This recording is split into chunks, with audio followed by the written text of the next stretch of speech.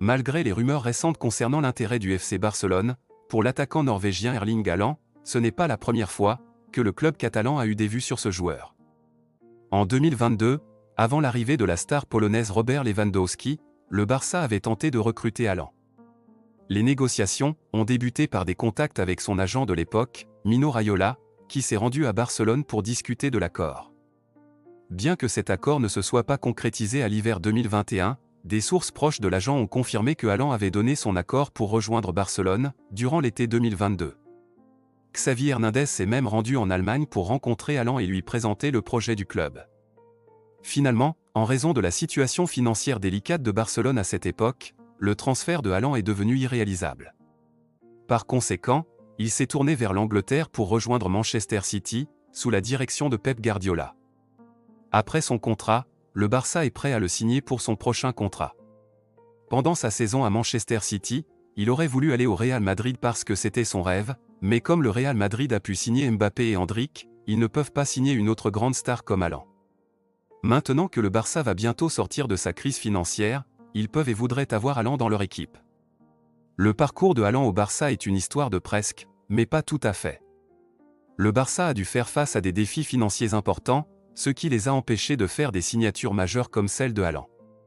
En 2022, alors que le club était encore en train de se remettre de sa situation économique, ils ont dû se concentrer sur des solutions plus abordables. L'arrivée de Lewandowski a été un choix stratégique, qui a apporté une solution immédiate aux besoins offensifs de l'équipe. Cependant, l'opportunité de signer un jeune talent prometteur comme Haaland est restée une aspiration. L'idée de Haaland jouant pour le Barça est restée dans l'air, même après son départ pour Manchester City. Les performances impressionnantes de l'attaquant norvégien, sous la direction de Pep Guardiola, ont confirmé le potentiel que Barcelone avait vu en lui. Sa saison en Angleterre a été marquée par des buts spectaculaires et une influence déterminante sur le terrain.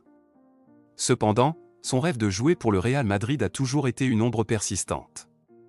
Le Real Madrid, avec des signatures de haut profil comme Kylian Mbappé et le jeune prodige brésilien Endrick, a fermé la porte à une éventuelle signature de Haaland. Le club madrilène, déjà bien pourvu en talents offensifs, ne pouvait pas justifier l'acquisition d'une autre superstar coûteuse.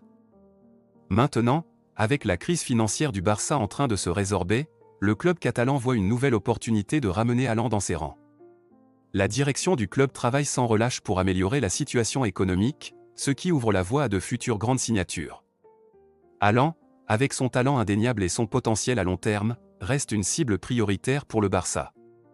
Le club voit en lui non seulement un atout pour ses performances sur le terrain, mais aussi une figure autour de laquelle il peut construire son avenir.